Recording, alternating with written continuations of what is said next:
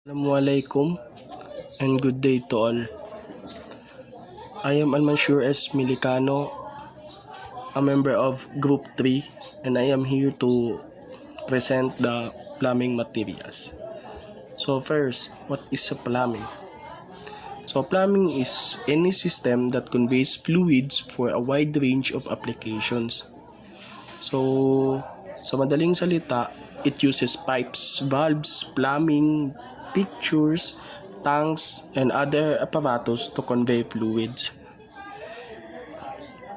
Heating and cooling, waste removal, and potable water delivery are among the most common uses for plumbing. But it is not limited to these applications.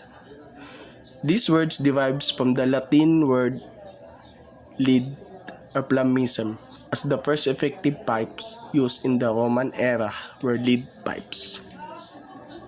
So, what are the materials using in plumbing?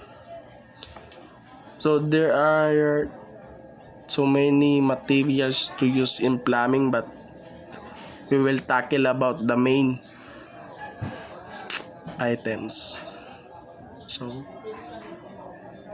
number one is the galvanized steel or iron.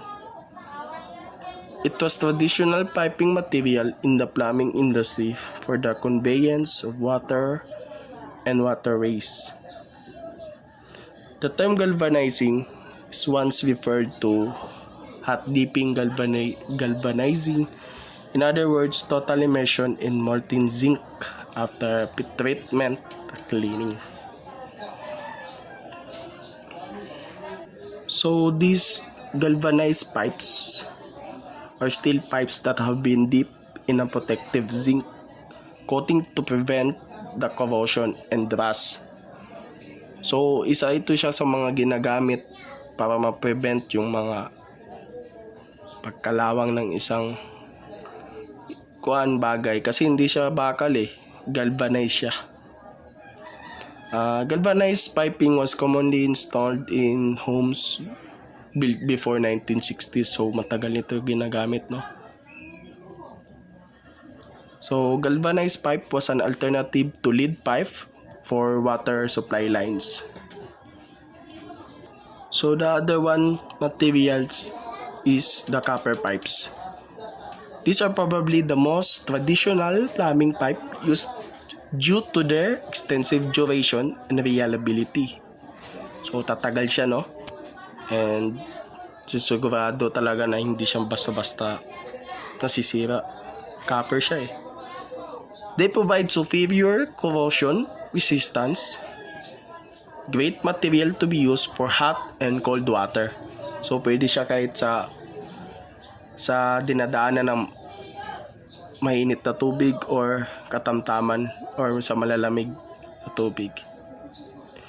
And it can be managed easily, so madali lang din siyang gawain or ikabit. So the number 3 is the plastic pipes. For instance, for fitting to a radiator or boiler, I would always fit copper pipes above the floor level, as it looks so much better, stays rigid and won't be wibbly-wobbly. You see, the plastic pipework can be more susceptible to mice in the correct conditions. So this plastic pipe, is wide use for domestic water supply and drain waste vent. So there are different types of plastic pipe. First is the PVC or the CPVC.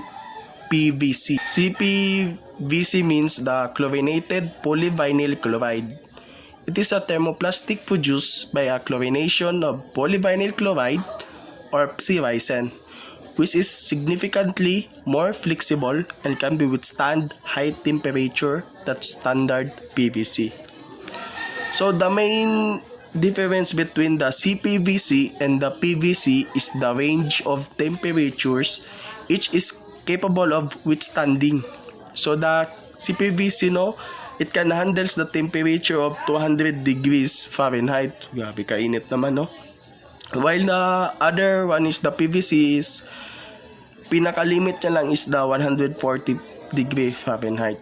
So mas suitable yung CPVC kaya niyang mag-stand ng 200 degrees. So the other plastic pipe is the PPR or the polypropylene random copolymer. Napakahaba. This raw material of PPR pipe is polypropylene random copolymer. The production of this should comply with the standards. It is designed for the distribution of hot and cold water. So katulad din siya pala dito sa copper pipes pero sa PVC type lang siya. The other one plastic pipe is the PBT, which is the polybutylene. It is an unrivaled balance of properties to satisfy the demands of the hot and cold pressurized water pipe market. So it is a non-corrosive and resists frost damage and is unaffected by hard, soft, or aggressive water conditions.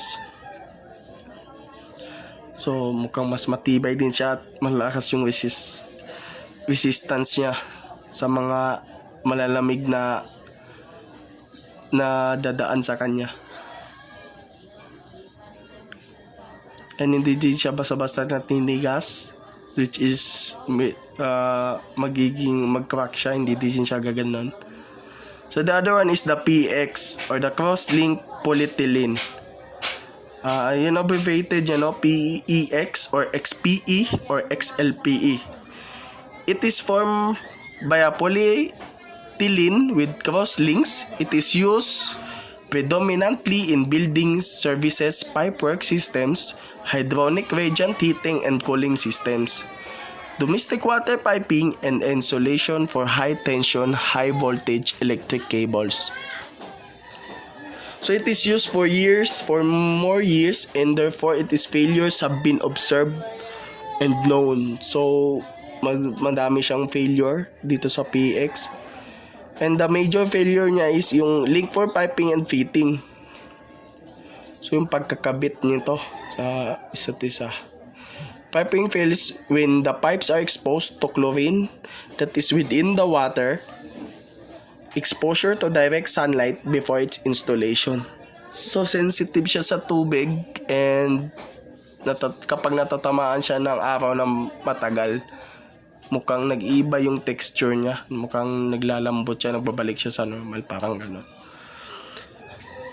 So the last is the plastic tanks. It is commonly used on farms and by commercial application businesses for efficient storage and transportation of water and the other liquids such as pesticides and fertilizer. These polyethylene tanks, called polytanks, are popular for several reasons. So itong plastic tanks naman is commonly used na nasa farm nito. It is used for the commercial application for businesses like the transportation of water or the liquids na for pesticides or fertilizer. So ito lang yung